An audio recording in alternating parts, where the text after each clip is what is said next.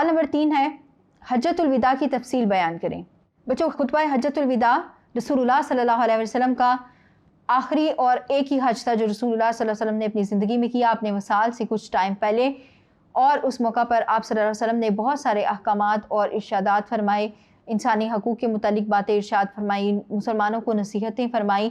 تو یہ تمام باتیں آپ اس حوالے سے تمہید باندھیں گے۔ پھر آپ صلی اللہ علیہ وسلم نے لوگوں کو اپنے قول پر شاہد بنایا کہ کیا میں نے اپنا پیغام پہنچا دیا؟ تو صحابہ کرام مسلمان جو اس جماعت میں حاضر تھے انہوں نے فرمایا کہ جی ہاں، آپ صلی اللہ علیہ وسلم نے اپنا پیغام پہنچا دیا۔ پھر اسی طرح آپ مزید بتائیں گے کہ رسول اللہ صلی اللہ علیہ وسلم نے اپنا خطاب فرمایا صحابہ کرام کے ساتھ ہی آپ صلی اللہ علیہ وسلم کا آخری بڑا خطاب تھا۔ آپ صلی اللہ علیہ وسلم پر تکمیل دین کی آیت بھی اسی موقع پر نازل ہوئی تھی، اور اس کے علاوہ آپ بتائیں گے کہ رسول اللہ صلی اللہ علیہ وسلم نے اپنی آخری خطبہ میں بھی قرآن مجید اور سنت رسول صلی اللہ علیہ وسلم کو تھامنے کی نصیحت فرمائی تھی۔ تو اس طرح سے آپ کا یہ جواب مکمل ہو جائے گا۔